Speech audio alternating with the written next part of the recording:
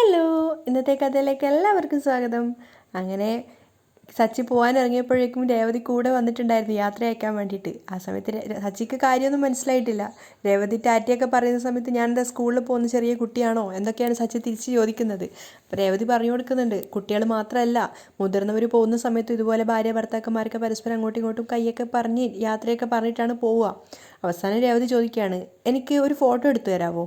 ഓ പിന്നെന്താ എടുത്തു തരാമെന്നൊക്കെ പറഞ്ഞ സമയത്ത് രേവതി പറയുന്നുണ്ട്, എനിക്ക് ഒറ്റയ്ക്കല്ല, നമ്മൾ രണ്ടുപേരും ചേർന്നിട്ടാണ് ഫോട്ടോ. അത് ഞാനെന്താ സെലിബ്രിറ്റി ആണോ? എനിക്ക് നിങ്ങളുടെ കൂടെ ഒരു ഫോട്ടോ എടുക്കണമെന്നുണ്ട്, നമ്മൾ തമ്മിൽ ഒരു ഫോട്ടോ ഒന്നും ഇല്ലല്ലോ. എങ്കിൽ ശരി എന്ന് പറഞ്ഞുകൊണ്ട് സെൽഫി എടുക്കുകയാണ്. ആ സമയത്ത് സച്ചി പറയുന്നുണ്ട്, വി ഷേപ്പിൽ കൈയൊക്കെ വെക്കാൻ പറഞ്ഞിട്ട് അങ്ങനെയൊക്കെയാണ് ഫോട്ടോ എടുക്കുന്നത്. ഫോട്ടോ കണ്ടപ്പോൾ രേവതിക്ക് ഒത്തിരി സന്തോഷമാവുകയാണ്. അങ്ങനെ യാത്രയൊക്കെ പറഞ്ഞ് ബായ് എന്നൊക്കെ പറഞ്ഞ് സച്ചി പോകാൻ വേണ്ടിയിട്ട് കാറിനടുത്തേക്ക് എത്തിയതും അവൻ തിരിഞ്ഞ് അവളെ നോക്കുകയാണ്. രേവതി ആ സമയത്ത് രേവതി ഇങ്ങനെ നാണത്തോടെ ചിരിക്കുന്നുണ്ട്.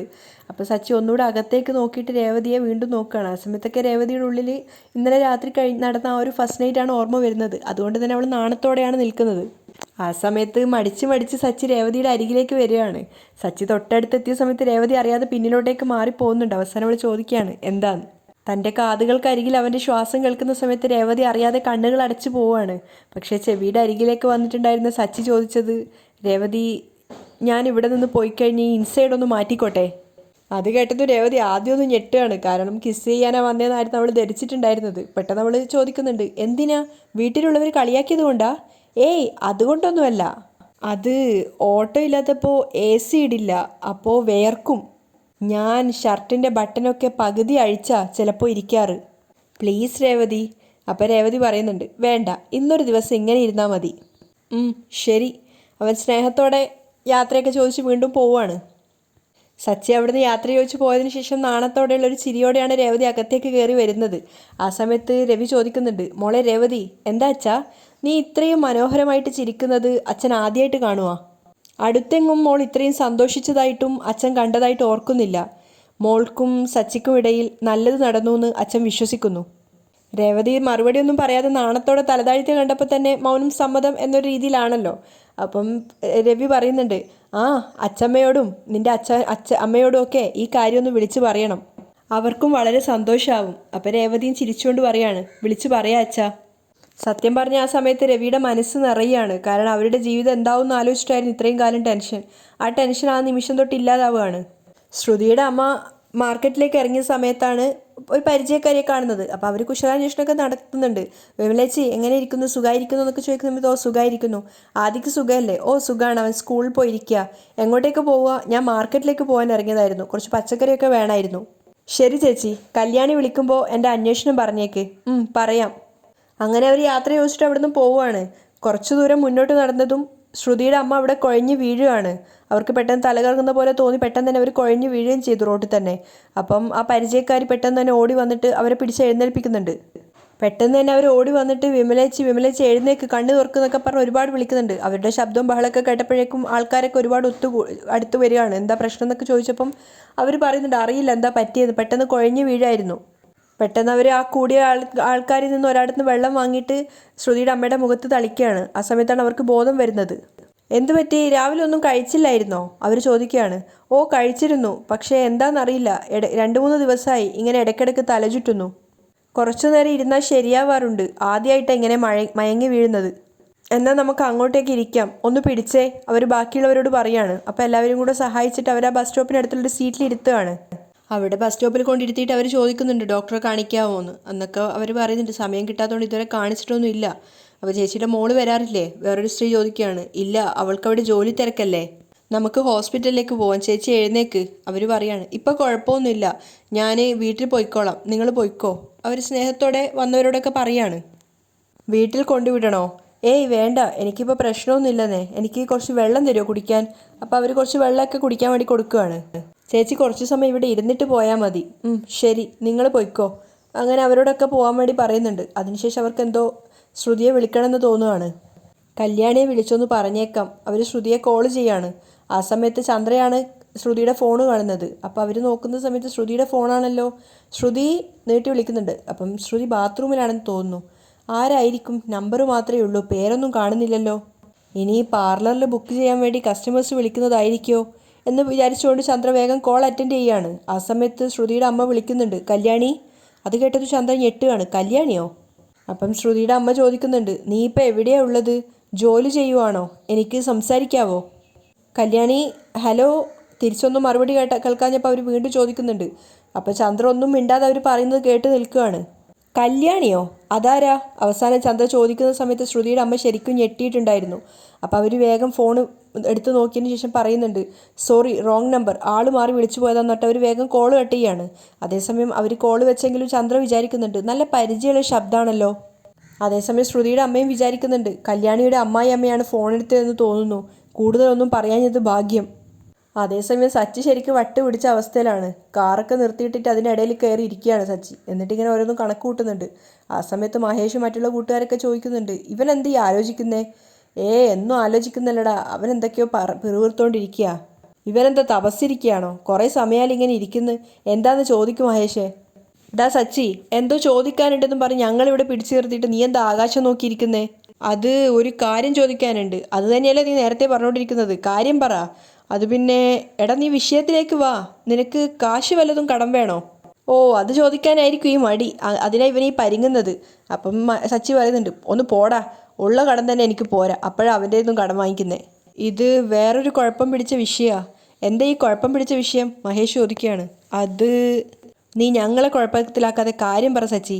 അപ്പോൾ സച്ചി പരിങ്ങിക്കിട്ട് ചോദിക്കുകയാണ്, അത് ഈ കല്യാണം കഴിച്ച കുട്ടികളുണ്ടാവില്ലേ? അത് കേട്ടത് അവർ മൂന്നുപേരും പൊട്ടിച്ചിരിക്കുകയാണ്. കുട്ടികളുണ്ടാവും, അവരെ സ്കൂളിൽ ചേർക്കണം, കോളേജിൽ ചേർക്കണം, കല്യാണം കഴിപ്പിക്കണം, അങ്ങനെ ഒരുപാട് കാര്യങ്ങൾ ചെയ്യാനുണ്ട്. ഇതിലെവിടെയാണ് നീ കുഴപ്പം കാണുന്നേ? മഹേഷ് ചോദിക്കുകയാണ്. എടാ പറയുന്നത് മുഴുവൻ കേൾക്കാതെ തോക്കി കയറി വെടിവെക്കാതെ. സച്ചി ദേഷ്യത്തോടെ പോകാൻ നോക്കിയപ്പോഴേക്കും അവർ പിടിച്ചു വെക്കാണ്. എടാ പോവാതെ സച്ചി, കാര്യം പറ. എടാ ഈ കല്യാണം കഴിച്ചാൽ കുട്ടി ഉണ്ടാവുമല്ലോ, കുട്ടി എപ്പോൾ പിറക്കും? അപ്പോൾ അവർ വീണ്ടും കളിയാക്കി ചിരിക്കുകയാണ്. അപ്പോൾ സച്ചി പറയുന്നുണ്ട്, എടാ ചിരിക്കാതെ, ഞാൻ സീരിയസ് ആയിട്ടാണ് ചോദിക്കുന്നത്. എടാ മഹേഷേ, നീ നിൻ്റെ അമ്മയ്ക്കും അച്ഛനും എപ്പോഴാടാ പിറന്നേ? ഞാൻ കുഞ്ഞായിരുന്നപ്പോൾ. പിന്നെ ബാക്കിയെല്ലാവരും വയസ്സായിട്ടല്ലേ പിറക്കുന്നേ. എടാ നീ എപ്പോൾ പിറന്നു അത് പറ, എത്ര ടൈം എടുത്തു? അപ്പം മഹേഷ് പറയുന്നുണ്ട്, അതൊന്നും എനിക്കറിയില്ല. അതൊക്കെ പോട്ടെ, നിൻ്റെ കല്യാണം കഴിഞ്ഞ ശേഷം ചടങ്ങ് അതെപ്പോഴാണ് നടന്നേ? ഏത് ചടങ്ങാണ് നീ ഉദ്ദേശിക്കുന്നത്? ഈ പാലും പഴമൊക്കെ അകത്താക്കുന്ന ചടങ്ങോ? അതല്ലടാ, ഒരു മുഹൂർത്തം ഇല്ലേ, അത്. ഏത് മുഹൂർത്തം? മഹേഷ് ഒന്നും അറിയാത്തോ ചോദിക്കുക. അപ്പം മറ്റവൻ പറഞ്ഞു കൊടുക്കുന്നുണ്ട്, എടാ ശാന്തി മുഹൂർത്തത്തിനെ കുറിച്ച് അവൻ ഉദ്ദേശിക്കുന്നത്. എടാ സച്ചി, ഞങ്ങളുടെ ശാന്തി മുഹൂർത്തം കല്യാണം കഴിഞ്ഞ അന്ന് തന്നെ നടന്നിരുന്നു, മഹേഷ് കൂളായിട്ട് പറയാണ്. അപ്പം സച്ചി പറയുന്നുണ്ട്, എടാ ഭയങ്കര, നീ ഭയങ്കരക്കാരനാണ് കേട്ടാ. അത് വിട്, നിനക്ക് കുട്ടി ഉണ്ടാവാൻ എത്ര കാലം എടുത്തു? അത് കുട്ടി ഉണ്ടാവാൻ 2-3 വർഷം എടുത്തു. 2-3 വർഷമൊക്കെ എടുത്തല്ലേ? അതിനുശേഷം മറ്റേ കുറച്ചുകൂടി ഏജായ അയാളോട് ചോദിക്കുകയാണ്, ചേട്ടൻ എപ്പോഴാണ് ഉണ്ടായത്? എടാ എൻ്റെ കല്യാണം കഴിഞ്ഞ് 10 മാസം ആയപ്പോഴേക്കും കുട്ടിയുണ്ടായി. അയാൾ വളരെ കൂളായിട്ട് പറഞ്ഞപ്പോൾ സച്ചിക്ക് ദേഷ്യം വരികയാണ്. ഇതെന്താ ഇങ്ങനെ? ഇവർ 3 വർഷം, നിങ്ങൾക്ക് 10 മാസം, ഇതിനൊന്നും ഒരു കൃത്യമായ കണക്കും കാലവും ഇല്ലേ? ഇതിനൊക്കെ എങ്ങനെയാണ് ഇത്ര കൃത്യമായിട്ട് സമയം പറയുന്നത്? മഹേഷ് ചോദിക്കുകയാണ്. എടാ ഈ ട്രെയിനൊക്കെ വരുമ്പോൾ ഒരു കൃത്യമായ സമയമില്ലേ? അതുപോലെ കല്യാണം കഴിഞ്ഞ ഇന്ന സമയത്ത് കുട്ടി പിറക്കണമെന്ന് ഫിക്സ് ചെയ്യാൻ പറ്റില്ലേ? നീ എന്തൊക്കെയാ ഈ പറയുന്നത്? ഈ ട്രെയിൻ സമയം പോലെ കുട്ടികളുണ്ടാകുന്ന സമയമൊക്കെ നേരത്തെ പറയാൻ പറ്റുമോ? ചിലർക്ക് നേരത്തെ ഉണ്ടാവും, മറ്റു ചിലർക്ക് വൈകും. അപ്പോൾ സച്ചി ചോദിക്കുന്നുണ്ട്, അപ്പോൾ നമുക്ക് വേണമെന്ന് തോന്നുന്ന സമയത്ത് പിറക്കില്ല അല്ലേ? നീ എന്തൊക്കെയാടാ ഈ പറയുന്നത്? അപ്പോൾ കല്യാണം കഴിഞ്ഞിട്ട് നടക്കേണ്ടത് നടന്നാലും കുട്ടി എപ്പോൾ പിറക്കുമെന്ന് പറയാൻ പറ്റില്ല അല്ലേ? സച്ചി നാണത്തോടെ ചോദിക്കുകയാണ്.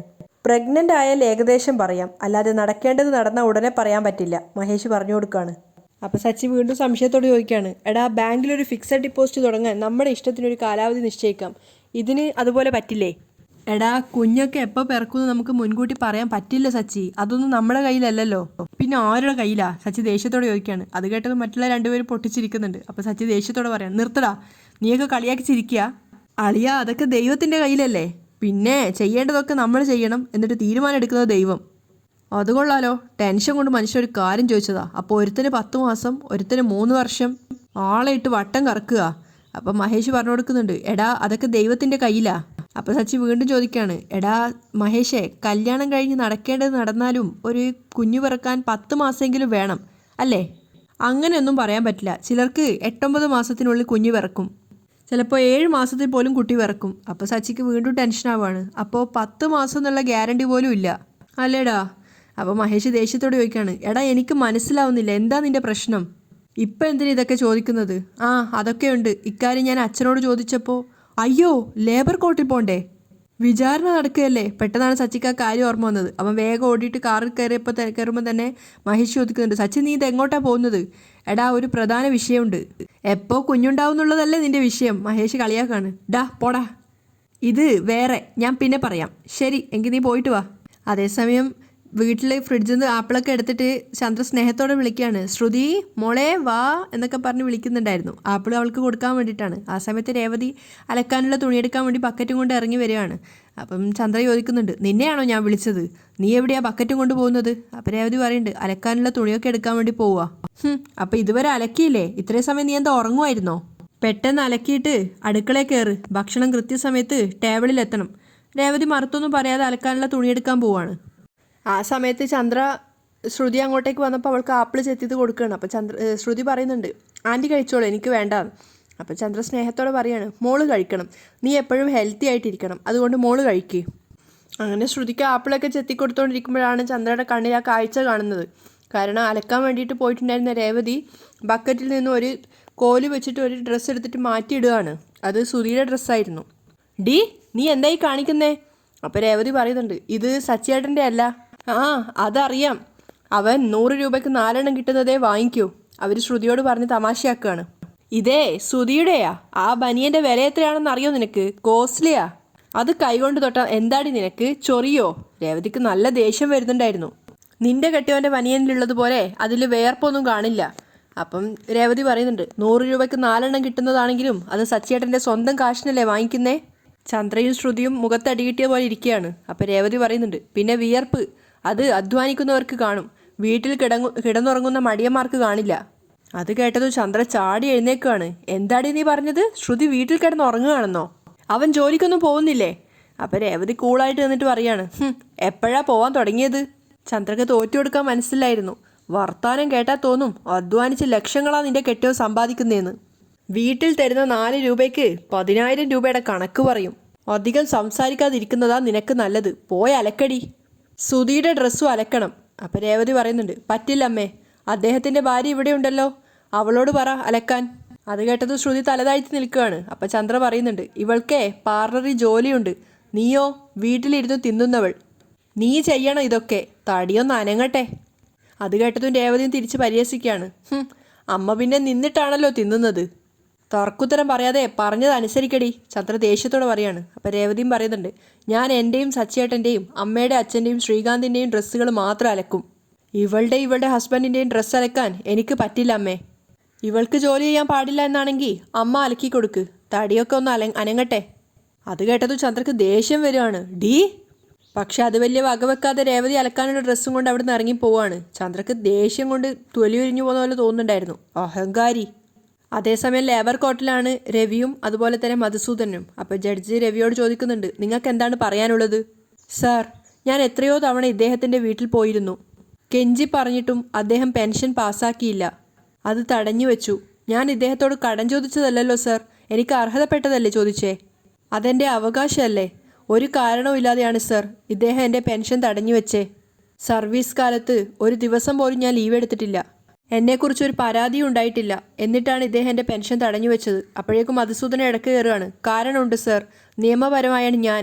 അപ്പോഴേക്കും ജഡ്ജ് അയാൾ തടയുകയാണ്. ഏയ്, ഇദ്ദേഹം പറയട്ടെ, നിങ്ങളോട് ചോദിക്കും, അപ്പം പറഞ്ഞാൽ മതി. സോറി സാർ, നിങ്ങൾ പറയൂ, രവിയോട് പറയാണ്. അപ്പോൾ രവി സങ്കടത്തോടെ പറയാണ്, ഇത്രയും നാൾ ആത്മാർത്ഥതയോടെയും സത്യസന്ധതയോടെയുമാണ് ഞാൻ ജോലി ചെയ്തത് സാർ. റിട്ടയർമെൻറ്റ് എന്നൊന്നില്ലെങ്കിൽ ഞാൻ എൻ്റെ ജീവൻ പോകുന്നത് വരെ ബസ് ഓടിച്ചേനെ. ഞാൻ എൻ്റെ ഡിപ്പാർട്ട്മെൻറ്റിനെ, എൻ്റെ തൊഴിലിനെ അത്രമാത്രം സ്നേഹിച്ചിരുന്നു. ഒരു തെറ്റും ഞാൻ ചെയ്തിട്ടില്ല സാർ. എന്നിട്ടും ഇദ്ദേഹം എന്നോട് എന്തിനാ ഇങ്ങനെ കാണിച്ചത്? എനിക്ക് കുറേ കടമുണ്ട് സാർ. പെൻഷൻ പാസ്സായി കിട്ടിയിരുന്നെങ്കിൽ അത് വളരെ ഉപകാരമായേനെ. എന്തിനാണ് ഇദ്ദേഹം നിങ്ങളുടെ പെൻഷൻ കാശ് തടഞ്ഞു വെച്ചത്? ജഡ്ജി ചോദിക്കുകയാണ്. ആ സമയത്ത് രവി മധുസൂദനെ നോക്കുമ്പോൾ മധുസൂദനൻ പറയാണ്, കാരണം ഞാൻ പറയാം സാർ. നിങ്ങളോടല്ലേ പറഞ്ഞത് മിണ്ടാതിരിക്കാൻ? എന്നിട്ട് വീണ്ടും രവിയോട് അദ്ദേഹം ചോദിക്കുകയാണ്, നിങ്ങൾ പറയൂ. എൻ്റെ റിട്ടയർമെൻറ്റ് ഫംഗ്ഷനിൽ വെച്ച് ഇദ്ദേഹം എന്നെ അപമാനിച്ച് സംസാരിച്ചു. അത് കേട്ടപ്പോൾ ദേഷ്യം വന്ന എൻ്റെ രണ്ടാമത്തെ മകൻ ഇദ്ദേഹത്തിൻ്റെ ഷർട്ടിൽ കയറി പിടിച്ചു. അതിന് ഇദ്ദേഹത്തിൻ്റെ വീട്ടിൽ പോയി വരെ ഞാൻ ക്ഷമ ചോദിച്ചതാ. അന്നേരം അദ്ദേഹം എൻ്റെ വാക്കുകൾ കേട്ടില്ല. എല്ലാം മനസ്സിൽ വെച്ച് എന്നോട് പ്രതികാരം ചെയ്യുമായിരുന്നു. അപ്പോഴേക്ക് ഓടിപ്പാഞ്ഞ് സച്ചി അങ്ങോട്ടേക്ക് വരുന്നുണ്ടായിരുന്നു. അച്ഛാ, അച്ഛാ, സോറി അച്ഛാ, ഞാൻ സമയം വൈകിപ്പോയി. സച്ചി അച്ഛനെ ചേർത്ത് പിടിച്ച് പറയാണ്. അപ്പോഴേക്കും രവി തിരിഞ്ഞു പറയുന്നുണ്ട്, മോനെ സച്ചി, അപ്പോഴേക്കും ജഡ്ജ് ചേംബറിൽ ഇരുന്നിട്ട് ദേഷ്യത്തോടെ സംസാരിക്കുകയാണ്. ഹേയ് എന്താ ഇത്? What's happening here? ആരാ നിങ്ങൾ? ഇത് കോടതിയാണെന്ന് അറിയില്ലേ? അപ്പോൾ സച്ചി ശരിക്കും പേടിച്ചു പോയിട്ടുണ്ടായിരുന്നു. അതുപോലെ തന്നെ രവിയാണെങ്കിലും അബദ്ധം പറ്റിയൊരവസ്ഥയിലാണ് നിൽക്കുന്നത്. അങ്ങനെയാണ് ഇന്നത്തെ എപ്പിസോഡ് വൈൻഡപ്പ് ചെയ്യുന്നത്.